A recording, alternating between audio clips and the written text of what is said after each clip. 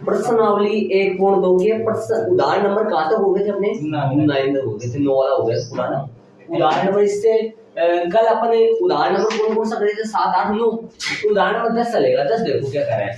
10 ध्यान दीजिए, सिद्ध कीजिए कि f1 बराबर f2 बराबर 1 है। इस बात को दिमाग लगाने की कोशिश करो। प्रांत का अवयव 1 का प्रतिबिंब सह प्रांत में 1 है ना? लिखते हैं ना ऐसे, याद करो। अपन ऐसे लिखते हैं f(x) बराबर y, याद करो, लिखते हैं ऐसे लिखते हैं ना। ये किसका अवयव होता है? प्रांत का अवयव होता है ना प्रांत का। ये किसका अवयव होता है? जो होता है सह प्रांत का, सह प्रांत का अवयव है ना। और ये बताओ, ये y जो है ना, y वो x का क्या लगता है? प्रतिबिंब लगता है ना। y x का प्रतिबिंब लगता है। तो x प्रांत का अवयव है, y सह प्रांत का अवयव। ऐसे अपन देखा जाए तो f1 बराबर अपने पास 1 आ रहा है। f1 बराबर 1 आ रहा है। इसका मतलब प्रांत के अवयव 1 का प्रतिबिंब कितना है? प्रांत के अवयव 1 का प्रतिबिंब 1 है भाई। प्रांत के प्रतिबिंब 1 का अवयव 1 है। f2 बराबर कितना आ रहा है? वो भी 1 है। तो प्रांत के अवयव 2 का प्रतिबिंब भी 1 है। f1 बराबर 1, f2 बराबर 1 है ना। और अक्स है ना, एक्सिस वो बड़ा है किससे?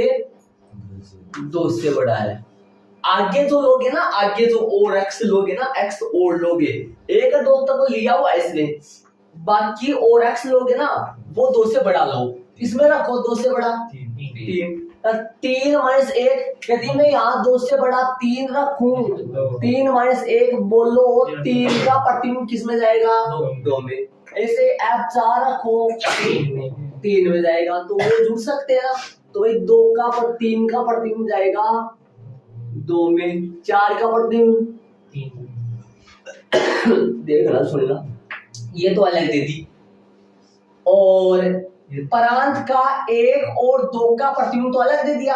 और प्रांत के अक्ष का मान, प्रांत मतलब x का मान, ये अक्ष बिलोंग्स टू n है, ये small y belongs to n है। तो प्रांत के अक्ष का मान 2 से बड़े के लिए ये आएगा, 2 से बड़े के लिए। ठीक है, तो दिमाग लगाने की कोशिश करो। आपको परिभाषा में मैंने ये बताया था, प्रत्येक x1, x2 belongs to capital किसके लिए? x के लिए। x क्या है बताओ? कैपिटल x क्या है? पूरा प्रांत है। x1, x2 क्या है? इस प्रांत के कोई भी 2 अवयव है। माना कि, या यदि भी लगा सकते हैं, माना कि लगाते हैं, लेकिन f(x1) बराबर में किसके हो? f(x2) हो। तब जाकर यदि इस तरफ आ जाऊं और इस तरफ आ जाऊं, यदि ये दोनों बराबर होने पर x1 बराबर x2 हो जाए, यदि ये दोनों बराबर होने पर x1 नॉट इक्वल x2 हो जाए, इससे तो रिजल्ट क्या निकलेगा? इससे रिजल्ट क्या निकलेगा? ये मैंने बताया हुआ आपको पूरा। यहाँ तो निकलेगा क्या? यहाँ तो f कैसा है? एक ही, और यहाँ f कैसा है? बहु एक ही, मतलब एक ही नहीं है। अब ये बताओ, देखो 2 बना लूं मैं, अलग अलग बना लूं, याद करो। प्रत्येक x1, एक बार बोर्ड पे देखना, बिलोंग्स टू कैपिटल x के लिए, एक तो ये बढ़ गया। देखो मैं अलग बना लूं दोनों को। माना कि f(x1) बराबर f(x2), और यदि x1 बराबर x2 आ जाए, एक तो ये बन गया। जब f एक ही हो, एक ही है अपने पास, और एक अलग और बना लूंगा, उसमें क्या लिख दूंगा? x1 not equal x2। अब मैं यहाँ पर्सन के हिसाब से लिखूं f1 बराबर, देखो f1 बराबर f2, ये लाइन लिख दिया मैंने, माना की वाली लाइन। यहाँ पर तो मान नहीं पड़ती, यहाँ पर्सन अनुसार है। कैसा है? यहाँ पर्सन के अनुसार। f1 बराबर f2 बराबर कितना आ रहा है? 1 आ रहा है। लेकिन 1 नॉट इक्वल 2, जहां पर x1 है वहां पर 1 है, x2 वहां पे 2 है। इसके बराबर कुछ नहीं होता, पता नहीं होता है कितना आएगा, लेकिन यहाँ पर तो पता है प्रतिबिंब कितना है, 1 है। और यहाँ x1 बराबर x2, लेकिन यहाँ x1 नॉट इक्वल x2, ये x1 है x2, और बोल बहु एक ही है, एक ही यहाँ से देख रहे हैं बहु एक ही। तो लिखने का तरीका हेडिंग लगाएंगे क्या, एक एक हेडिंग लगाएंगे, एक एक हेडिंग लगाएंगे और प्रश्न अनुसार F1 बराबर ये लिखो फिर आप क्या लिखोगे, प्रश्न अनुसार F1 बराबर क्या आएगा, प्रश्न अनुसार F1। अब आप ये मत बोलना सर आपने माना क्यों नहीं, ये क्यों नहीं लिया पढ़ते हैं x1 x2, क्योंकि जब ये नहीं देता ना तो थ्योरी के तो टाइप में अपन बोल लेते हैं ना, लेकिन यहाँ पर तो ये दे रखा है अगले ने। लेकिन कौन बराबर नहीं है, 1 और 2 का प्रतिबिंब तो सेम है, 1 और 2 का प्रतिबिंब तो सेम है, लेकिन 1 और 2 खुद कैसे नहीं है, सेम नहीं है, इसलिए F कैसा हो गया, F एक की नहीं है, मतलब कैसा है, तो फिर बहु एक की है। प्रांत के एक से अधिक 1 और 2 का प्रतिबिंब सह प्रांत में समान एक ही आ रहा है, इसलिए कैसा फलन है, एक की फलन नहीं है, अर्थात बहु एक की फलन है। प्रश्न में बहु एक ही नहीं लिखना है, बहु एक ही बोला नहीं है अपने को, इसने ये नहीं बोला है सिद्ध करो कि ये बहु एक ही, इसने ये बोला है सिद्ध करो कि ये एक ही नहीं है। तो अपन ऐसे लिखे एक ही नहीं होना अर्थात बहु एक ही होना, बात एक ही है, ठीक है। एक की परिभाषा क्या है, प्रांत के 2 भिन्न भिन्न अवयव का सह प्रांत में भिन्न भिन्न प्रतिबिंब होना चाहिए, तब वो एक ही होता है। एक ही है क्या ये बताओ यार, नहीं है ना एक ही, क्योंकि इसमें 1 और 2 प्रांत के ऐसे 2 अवयव है जिनका सह प्रांत में समान प्रतिबिंब है, जो कि नहीं होना चाहिए एक के लिए। अच्छा देखिए बताओ, सह प्रांत के प्रत्येक अवयव, याद है अपने एक के लिए इधर से चलते हैं और अच्छा देखिए इधर से चलते हैं, सह प्रांत के प्रत्येक अवयव का प्रांत में पूर्व प्रतिबिंब विद्यमान होना चाहिए, कोई भी छूटना नहीं चाहिए इनमें। 1 का पूर्व प्रतिबिंब 1 है, 2 का 1 का पूर्व प्रतिबिंब 1 भी है, 2 भी है, 2 हो सकते हैं, कोई दिक्कत नहीं हो, तो लेकिन 1 का पूर्व प्रतिबिंब मौजूद है, ठीक है। 2 का पूर्व प्रतिबिंब 3 है, 3 का पूर्व प्रतिबिंब 4 है, 4 का पूर्व प्रतिबिंब 5 आएगा, ऐसे सारे का है, मतलब ऐसा कोई है कि इसमें जिसका पूर्व प्रतिबिंब इधर नहीं है, सबका है। लिखने का तरीका क्या है वो सुनो, प्रत्येक वाइज टू बिलोंग्स टू, है ना, क्या लिखना है, प्रत्येक y belongs to capital Y के लिए यदि थ्योरी लिखनी हो तो एक की थ्योरी जानती हो आप, प्रत्येक x1, x2 belongs to capital X के लिए, माना कि fx1 बराबर fx2 बराबर हो, और यदि उसके बराबर आने पर x1 बराबर x2 आ जाए तो एक ही, और x1 नॉट इक्वल x2 आ जाए तो एक ही नहीं। अच्छा देखिए प्रकार सही है, ऐसे लेके चलते, याद करो कुछ, फिर क्या लिखते हैं अपन,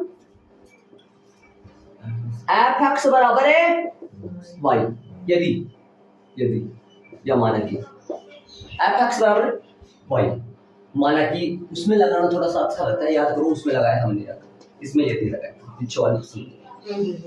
ठीक है। मान रखो तो fx का मान रखो, याद करो पीछे से fx का मान x माइनस 1, कैसे जैसे तैसे करके, मतलब कैसे भी करके, लड़ाई करके, गोली करके, कैसे भी करके, कुछ भी करता है, अभ्यास है x को मान निकालना है, हाँ x को मान निकालो, याद करो बताया था हमने, x को मान मतलब x बराबर y प्लस 1, बस ये डब्बा बोलो, एक डब्बा का मायना एक एक y ने उठा के पटको, देख लियो रखा है, अठे एक रखो, दिमाग लगाओ कुछ, y की जगह मैं एक रखूं, y की जगह एक रखूं, याद करो f बराबर बन तो जाएगा, y की जगह में 1 रखूं, है ना, x की जगह 2 होगा, 2 1 बिलोंग्स टू f है ना, बिलोंग्स टू f है, r तो बोलेंगे आप, बिलोंग्स टू f मजरा ब्रैकेट, समझ गए ना।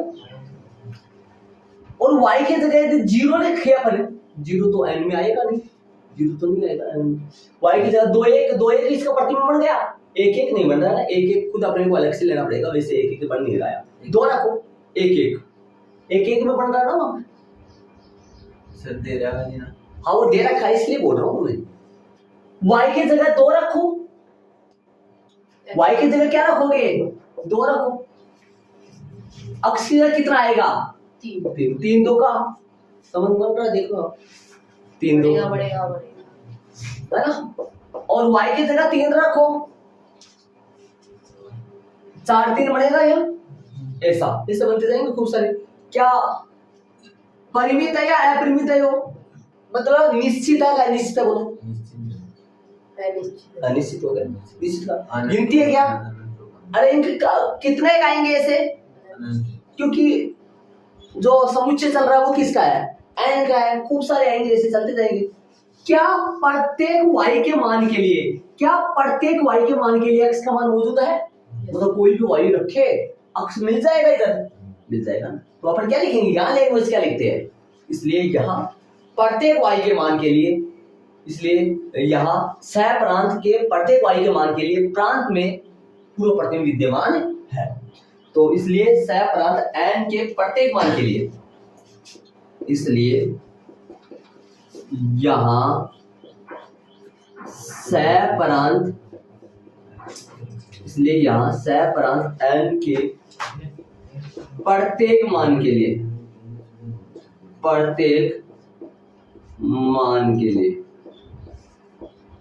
इसलिए यहाँ सह प्रांत n के प्रत्येक मान के लिए प्रांत में पूर्व प्रतिबिंब, प्रांत n में पूर्व प्रतिबिंब, पूर्व प्रतिबिंब, पूर्व प्रतिबिंब विद्यमान है,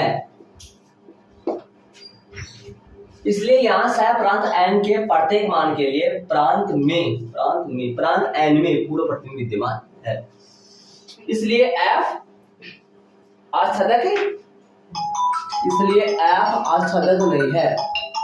एक बार ये आच्छादक है ना, ये थ्योरी दिमाग में रखनी, हर प्रश्न में ऐसे आएगा। देखो सबसे पहले पढ़ते, एक बार सुनो, हर प्रश्न में तब आएगा जब संख्या वगैरह नहीं दे, अरे ऐसे करो, इसमें वो थ्योरी क्यों नहीं लिखी मैंने, याद करो, प्रत्येक x1 x2 belongs to capital x के लिए वो थ्योरी नहीं लिखी मैंने इसमें, क्योंकि इसमें संख्या दे दिया अगले ने, जब संख्या वगैरह दे देना तब तो अपने वो थ्योरी नहीं लिखनी है, वो गणितीय रूप नहीं लिखना है, गणितीय रूप कराता है।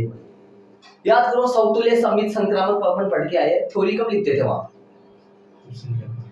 जब अपने को सीधा r ऐसा देता था, r ऐसे समुच्चय देता था, a बराबर याद करो 1 2 3 और r 1 2 2 1 ऐसे करो। क्या आप इसमें थ्योरी लिखोगे या डायरेक्ट कर दोगे इसको, जैसे मान लो डायरेक्ट कर दोगे या थ्योरी लिखोगे इसमें, समतुल्य समित संक्रामक के लिए बोलो, किससे करोगे, डायरेक्ट हो जाएगा ना बिना थ्योरी। जब संख्या दे देना तो डायरेक्ट कर लेते हैं, थ्योरी की कोई जरूरत नहीं होती है, लेकिन संख्या नहीं देना तो थ्योरी करनी पड़ती है। जैसे इसमें संख्या दे रखा है, इसमें संख्या नहीं दे रखा है, तो ये तो बिना थ्योरी को हो गया, लेकिन इसमें थ्योरी करनी पड़ी, गणितीय रूप करना पड़ा, अर्थात इस चीज को बोलो कि भाई गणित की भाषा में परिभाषा लिखनी पड़ी। क्या लिखोगे, प्रत्येक y belongs to capital Y के लिए आपको यह पता होना चाहिए यहाँ y कौन कौन है, भाई ये y तो कौन है, सह प्रांत का प्रत्येक अवयव, सह प्रांत का या फिर प्रांत का, सह प्रांत का, याद करो। अरे इसको क्या माना जा रहा है, इसको क्या मानते हैं अपन x मानते हैं ना मोटा मोटा, इसको क्या मानते हैं मोटा मोटा y, और इसके जो अवयव है कैपिटल x के जो अवयव है प्रांत इसको बोलते हैं, और प्रांत के जो अवयव है वो क्या माना जाता है, स्मॉल x, और सह प्रांत के जो अवयव है वो स्मॉल y और कैपिटल Y, सह प्रांत बोलते हैं इसको, सह प्रांत इसको प्रांत। तो ऐसे याद रखिए y किसको बोला जाता है, y बोला जाता है सह प्रांत के प्रत्येक अवयव को। सहप्रांत किसको है? कैपिटल वाई सहप्रांत है और उसके अवयव स्मॉल वाई है के लिए यदि एफ एक्स बराबर वाई हो, मान लो कि प्रत्येक सहप्रांत के प्रत्येक अवयव के लिए प्रांत में एक ऐसे अक्ष के मान का अस्तित्व हो ताकि क्या आ जाए? एफ एक्स बराबर वाई। अब यहाँ से जैसे तैसे करके एफ एक्स का मान रख दो यार, चूंकि नहीं लगाया, लगा तो लगाना चाहो तो, वैसे तो कोई दिक्कत नहीं है। वैसे ये लो एक्स -1 है एफ एक्स की जगह। यहाँ से जैसे तैसे करके कैसे भी करो, कुछ भी करना पड़ जाए, यहाँ से एक्स का मान निकालो। मान निकालने के बाद में यहाँ पर रख के देखो, किसमें से रख के, तो मन में सोचो, मन में रखो, y के मान में से रख के देखो, प्रत्येक y के मान के लिए x मिलना चाहिए। जैसे मान लो 1 रखो, यहाँ 1 रखोगे तो रिजल्ट आएगा 2, तो y का मान 1 पर x का मान आया 2, तो क्या 1 का पूर्व प्रतिबिंब, सहप्रांत के 1 के पूर्व प्रतिबिंब 2 आ रहा है, इसमें आ रहा है 2। x y का मान 2 पर x का मान आया 3, 2 का पूर्व प्रतिबिंब 3 आ रहा है। तो कहने का मतलब प्रत्येक y के मान के लिए, कोई भी y रखो, इसमें कितना कुछ, इसमें जो भी कुछ है y इसमें बताया मैंने, प्रत्येक y के मान के लिए x मिलना चाहिए। तो यहाँ क्या लिखोगे? इसलिए यहाँ सहप्रांत n के, यहाँ n की जगह परसेंट में जो होगा वो लिखा जाएगा। यहाँ n चल रहा है, किसी में r चलेगा, है ना, वो किसी में z प्लस भी चलेगा, किसी में z भी चलेगा पूर्णांक। इसलिए यहाँ सहप्रांत n के प्रत्येक मान के लिए प्रांत n में पूर्व प्रतिबिंब विद्यमान है, इसलिए f आच्छादित है, फलन है। अतः f आच्छादित तो है लेकिन एक ही नहीं है। कोई किसी के किसी प्रकार की कोई डाउट है तो पूछ सकते हो मेरे को। आप है ना, ध्यान लगाओ, ये आप नहीं करो ना एग्जाम में, ये नहीं करो तो एक नंबर भी आपका नहीं कटेगा, एक नंबर भी नहीं कटेगा आपका। एक नंबर क्या मतलब वो आधा भी नहीं करेगा, ये नहीं करेगा। बस थोड़ा सा ऐसा है, थोड़ा लिख देते हैं तो थोड़ा मतलब क्या बोले इस चीज को, प्रभावशाली प्रश्न बन जाता है ना, अच्छा बन जाता है, दिखने में अच्छा लगता है, लुक बन जाता है एक प्रश्न। ये एक ही अच्छा है। चले उदाहरण नंबर एक ही में डालो, 1 का वर्ग 1 से जुड़ेगा, -1 का वर्ग 1 देखो, f1 बराबर f-1 बराबर 1। एक प्रांत के 2 अवयव 1 और -1, प्रांत के 1 से अधिक अवयव का सहप्रांत में समान प्रतिबिंब होना जो कि हो रहा है, ये तो बराबर है, लेकिन 1 नॉट इक्वल -1, इसलिए ये एक ही नहीं है। तो जरूरी है कि यू एग्जांपल लिया, no no no no no no, 2 -2 नहीं, 2 रूट 2 का जोड़ेगा नहीं, 2 तो 4 में जाएगा, रूट 2 सिर्फ 2 में जाओगे। जी तो एग्जांपल कोई से ले सकता है, लेकिन है बताओ डायरेक्ट एग्जांपल थोड़ा सा अच्छा लगेगा, क्योंकि यहाँ आर देखा इसमें अगला, यदि डायरेक्ट अपने को क्वेश्चन में ये दे देता ना, ये क्वेश्चन में डायरेक्ट ये दे देता ना, ये जैसे पीछे वाले क्वेश्चन में दिया डायरेक्ट, तब अपन ये लिख देते एक में, ठीक है। ये डायरेक्ट तो ये नहीं दिया तो थोड़ी लिखो पहले, प्रत्येक भाई और राजू अठिन दे बेटा, प्रत्येक x1 x2 belongs to capital R के लिए, बताओ तो आप ये लिखा गए, यदि या माना कि दोनों जोड़े, अरे कौन जोड़ू, मैं तो दोनों रूट 200 जोड़ू, ए वो रूट 200 जोड़ो, तो ये तो नहीं बोले थे, उल्टा बोले तो अब मैं 268 आगे डेली दो रूट 2 का वर्ग 2 आएगा, तो रूट 2 का प्रतिबिंब 2 है भाई। इन सब का प्रतिबिंब वो है और इन सब का पूर्व प्रतिबिंब ये है। यदि लिखना चाहो तो f बराबर क्या लिखोगे बताओ, कितने पड़ेंगे, याद करो, कुछ बीतते बोलो, 1 1 और बोलो 2 4 -1 और 1 और बोलो 2 4 और -2 4 और बोलो रूट 2 का प्रतिबिंब में 2, √2 का वर्ग 2, अगर इसमें √2 डालेंगे तो अपने पास 2 आएगा। √3 का √3 का प्रतिबिंब 3 है, -3 का 9 -3 का 9 और 3 का 9 भी लगा रखा है, 3 का 9 नहीं लगा रखा, लगाना चाहो तो लगा लो। 0.1 का 0.01 देख लीजिए, चलते जाएगा। यदि प्रत्येक अध्याय लिखो सबसे ये वाली खा लेना याद करो, समतुल्य में भी समतुल्य लिखते थे, कई बार लिखते थे, उसमें थोड़ा सा दिक्कत, उसमें लिखना जरूरी है, इसमें लिखना जरूरी है थोड़ा, क्योंकि परिभाषा इसकी यहाँ से स्टार्ट होती है, उसकी परिभाषा डायरेक्ट स्टार्ट हो जाती है। उनकी परिभाषा समतुल्य की सममिति की डायरेक्ट परिभाषा स्टार्ट हो जाती है, इसकी परिभाषा इन्हीं से स्टार्ट होती है। यदि या माना कि लगाते हैं, ये अपने आप माना कि लगाते हैं, थ्योरी में शायद माना कि लगाते हैं हर बार ना पीछे जाके देख लो। नहीं f(x1) बराबर, अरे सेम ही होता है, माना कि का छोटा भाई यदि होता है, हाँ सेम। चले मान रखो f(x) का मान रख दो, दिखाई दे रहा है f(x) का मान, f(x) का मान रखो, x1 का स्क्वायर बराबर x2 का, ये पता चल गया होगा। मैं थोड़ा सा यहाँ बड़ा सा लूंगा और याद करो, अपन पीछे कक्षा नंबर 11 में चैप्टर नंबर 13 उसमें लिखते थे बातें। f(x) बराबर कितना दे रखा है परसेंट में, चूंकि f(x) बराबर x स्क्वायर है, इसलिए f(x1) कितना आएगा, x1 का, और एक और बात और है, f(x2) क्या आएगा,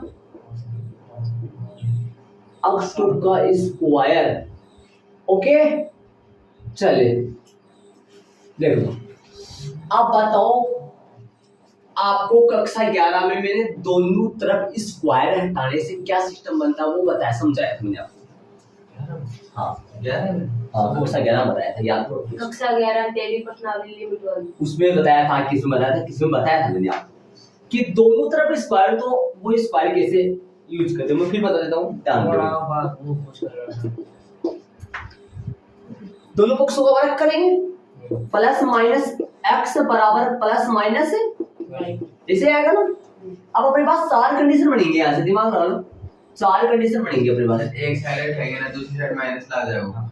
देखो हाँ शांति रख, x बराबर y भी बन सकता है, या माइनस x बराबर y भी बन सकता है, या x बराबर माइनस y बन सकता है, या x बराबर -x बराबर y माइनस x बराबर y बन सकता है।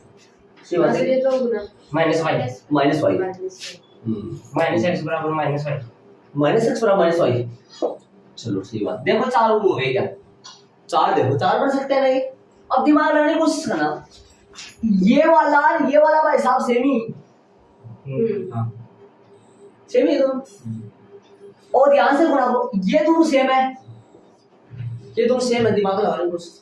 यदि मैं इसको माइनस से गुणा करूं तो वो बढ़ जाएगा, यदि इसको माइनस से गुणा करूं तो ये बढ़ जाएगा। अरे ये दोनों सेम है, वो दोनों सेम है, तो अपन इन चीजों को मिला के लिखना चाहेंगे तो कैसे लिखेंगे, दिमाग लगाओ, मिला के लिखना चाहिए। तो यदि इसको माइनस से गुणा कर दूं, मैं इसको माइनस से गुणा करूं, एक बार एक लाइन लिख दो यहाँ, x बराबर माइनस y आ जाएगा ना।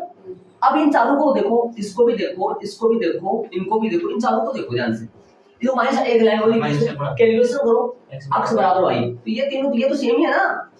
तो बताओ क्या आया, x तो प्लस का ही है, x तो प्लस का ही है, प्लस माइनस y का बताओ प्लस माइनस y। ये चीज मैंने आपको बता दी थी।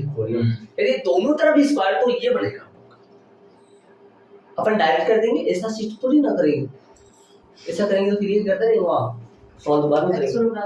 तो क्या करेंगे, x1 बराबर x1 बराबर प्लस माइनस का x2, ये बात मैंने खोल के बताया पूरा सिस्टम। आप भी यदि इस बात को मैंने नोट वगैरह धमाका वगैरह विशेष वगैरह लगा लूं तो कठिन ऐड करने चाहिए, करना चाहूँ आप बताइए, ये भी बताइए। यहां से x1 बराबर x2 आएगा, या और क्या आएगा, एक तो ये मिलेगा और एक और क्या मिलेगा, x1 बराबर माइनस x2। ये नॉट इक्वल आएगा, वो तो इक्वल आ जाएगा, वो तो इक्वल आ जाएगा, लेकिन ये नॉट इक्वल आ रहा है, क्या ये बराबर होगा, बराबर नहीं होगा ना, माइनस आ रहा है इसलिए। इसलिए आप क्या हो गया, वो न लिखो ना तो चलेगा, वो रहने तो क्या, मैं ऊपर वाला न लिखो तो चलेगा, डायरेक्ट ये लिख दो। देखो उतार थोड़ी दिया इसको आपने, उतार लिया। इसको कौन होता है सर? नहीं कौन सा है सर? मतलब ये ना लिखो ना तो कोई बात नहीं, मैं चूंकि भी लगा दूंगा, एक मिनट बोल के ला दो। x1 बराबर माइनस x2, तभी लिख ले कोई गलती से। कोई गलती नहीं है, लेकिन ये अपना मेन अपने ये है, यहाँ से 2 प्राप्त होंगे, लेकिन वो तो बराबर है इसलिए नहीं लिखा मैं। एक और प्राप्त होगा x1 बराबर x2, तो दोनों बराबर है। लेकिन वहां से देखो आपको ये पता चल रहा होगा, वहां से एक एक ही भी आ रहा है, दोनों लिख दूंगा, सही रहेगा। सर हम लिख आएगा दोनों से पक्का समझ आएगा दोनों से। यहाँ से ऐसे लिख दूंगा, दोनों लिखूंगा तो सही रहेगा। यहाँ से x1 बराबर x2 और यहाँ में लिख दूं x1 बराबर माइनस x2, ऐसे लिखूंगा और यहाँ नोट लिखूंगा। ऐसे होता इसकी ओर से तो एक एक ही है, इसकी ओर से कहाँ एक एक ही है, नहीं है ना, तो इसलिए f कैसा हुआ, f हो गया एक एक ही नहीं है। एक एग्जाम्पल लगाओ, उदाहरण। सर देख के हिसाब से एक ही है। हाँ सही बात है, लेकिन दोनों के हिसाब से मोटा मोटा देखा जाए तो एक एक ही है बोलोगे या एक एक ही नहीं बोलोगे?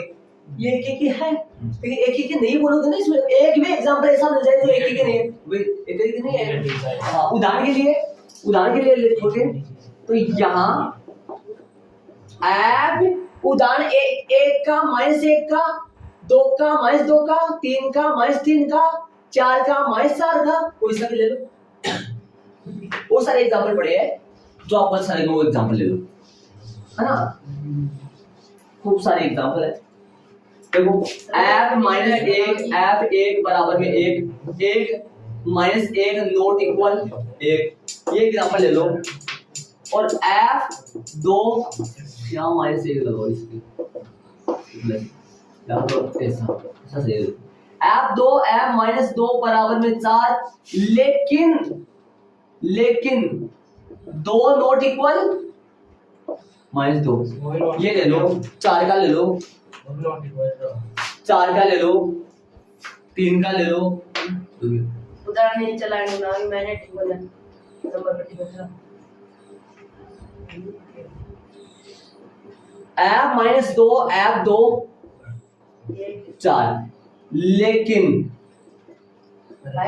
माइनस 2 नॉट इक्वल 2, बस इतना डालना है। अच्छा तक ठीक है वो काटो सर, अच्छी बात है। अच्छा तक एडिट डालेंगे, करेंगे। अच्छा जिंदा है तो आ जाइए इधर आप, ये बता तू कि ये परिभाषा किसकी है? प्रत्येक x1 x2 belongs to r के लिए माना कि ये दोनों प्रतिबिंब समान है कि x1 और x2 प्रांत के दो अवयवों का प्रतिबिंब समान है, तो ये प्रतिबिंब समान होने पर यदि अवयव भी समान आए तो एक ही होता है, और यदि x1 और x2 का प्रतिबिंब समान है, प्रतिबिंब समान होने पर यदि अवयव समान नहीं है तो एक ही नहीं है। अब टोटल यदि ये दोनों एक साथ मिल जाए ना, दोनों एक साथ मिल जाए तो एक ही नहीं आएगा। ये परिभाषा दोनों एक साथ मिल जाए तो एक ही नहीं आएगा। क्यों? क्योंकि कई ऐसे भी आ रहे हैं कि एक ही है, कई ऐसे भी आ रहे हैं कि नहीं है, तो फिर मोटा मोटा क्या बोलोगे? आप बना क्या ले या बना ले नहीं आओ ऐसे एग्जांपल दे दिया मैंने। अरे और बता चलिए अच्छा तक में चलेंगे इसको एडिट, ये तो रफली इसको एडिट करने की जरूरत है। अच्छा तक के लिए चले, प्रत्येक y belongs to capital Y के लिए, हर बार ये लिखते हैं, हर बार ये लिखते हैं। अब क्या लिखोगे? यदि f(x) बराबर है y, ओके, f(x) सीधा मान रखो, x स्क्वायर बराबर में प्रत्येक लगभग आ रहा है, y जड़ दो आ रहा है। प्रत्येक y मतलब ऐसा हाँ सारा, प्रत्येक y का मतलब स्मॉल y का मतलब सारा, किसका सह प्रांत का फिर प्रांत का सह प्रांत का, ठीक है। यहाँ से क्या रिजल्ट आया? x बराबर में रूट में क्या आएगा? जैसे तैसे करके x को मान y का पदावन निकाल कर रख लो है बिना बॉक्स से, मैं बंद कर लो 6 राज्य बाबू। तो बाबू अब बैठे ना जा, ये मैं मान रखो है बताओ, प्रत्येक y के लिए प्रत्येक y के लिए भाई उस ये सारे मान यहाँ रख के देख रहे हैं, प्रत्येक y के मान के लिए अक्ष मिलना चाहिए तथा जॉइंट हुआ मिलना चाहिए। ठीक है, y बराबर 2 तो अक्ष बराबर क्या आएगा √2, जॉइंट क्या बना कर्मित्युगम क्या बना ये बना 1 1 और ये बिलोंग्स टू f है, f है या बिलोंग्स टू r है, f है और ये क्या बनेगा √2 1 है 2 √2 2 और ये कौन है बिलोंग्स टू r f। यदि ऐसे बताओ मेरे पास संख्या कौन सा है वर्ग कौन सा है, ऐसे बताओ x तो संख्या है, ये तो नंबर है मतलब संख्या है, ये तो कोई संख्या ये, और y क्या है यहाँ वर्ग है इसका, इन दोनों में रिलेशन क्या है इसका वर्ग वो है और इसका वर्गमूल ये है, ऐसा रिलेशन है इन दोनों में, ऐसा संबंध है। ठीक है, अर्थात ये x है ना तो ये कौन है बताओ ये x है ना तो ये दिमाग लगाओ x स्क्वायर है और f(x) बराबर x स्क्वायर है ऐसा। y बराबर यदि मान लो 3 2 तो x बराबर क्या आएगा √3, तो क्या बना कर्मित्युगम √3 3। ठीक है, जो कि f में आ रहा है पार्ट का। और y बराबर यदि ध्यान से सुनो इसमें माइनस का भी है ना, इसमें माइनस का नहीं है क्या, इसमें y बराबर यदि -1 लो, याद करो अब आ जाओ माइनस की संख्या कोई सी भी ले लो, दिमाग से ध्यान देना, y बराबर -1 ले लो तो x बराबर आएगा रूट के अंदर -1 जिसका मान होता है कितना आयता और काल्पनिक संख्या नहीं है इस अक्ष में। अर्थात ऐसे बताओ y का मान मैं -1 लूं तो यहाँ पर x का मान -1 है ना, इधर -1 है ना, -1 जो भी -1 है -2 है -3 है -4 है -5 है, माइनस की संख्या जो भी है उसका पूर्व प्रतिबिंब इधर है क्या, ऐसे समझो -2 इधर आ रहा है तो -2 का वर्ग उधर प्लस क्या होगा, किसी भी संख्या का वर्ग है माइनस का हो सकता है क्या उधर, कोई से भी संख्या इधर माइनस से जुड़ सकती है क्या उधर, जुड़ सकती है उधर माइनस, जैसे मान लो -1 है वो क्या माइनस से जुड़ सकता है उधर, किसी का भी वर्ग करो तो क्या आएगा प्लस का आएगा, यहाँ पर कोई भी नहीं तो इधर माइनस की संख्या ना, इधर वाली माइनस की संख्या है वो इधर संबंध रखते नहीं,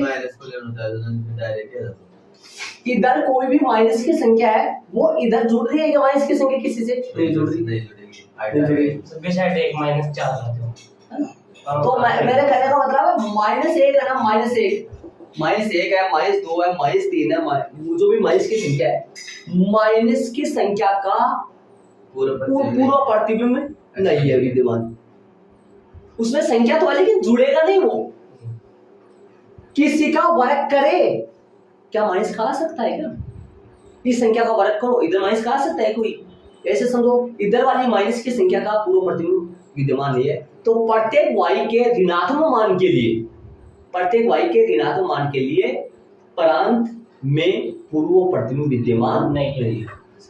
या -1 डालो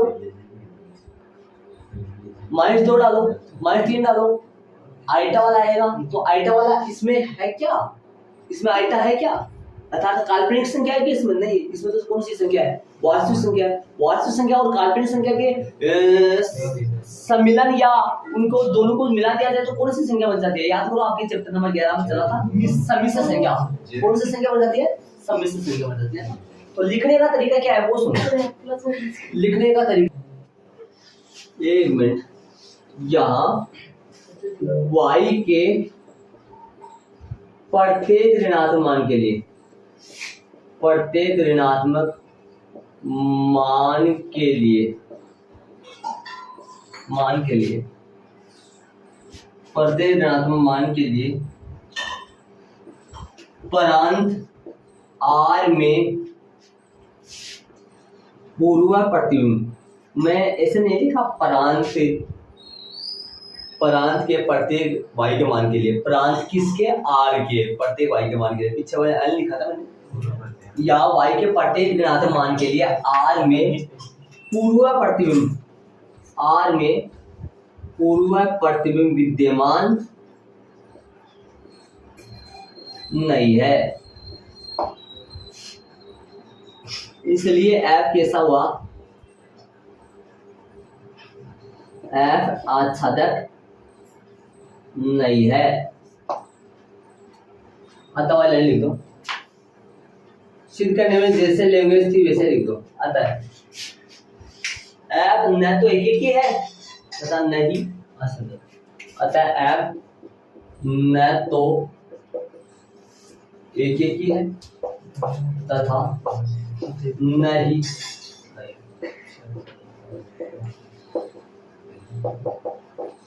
असद है।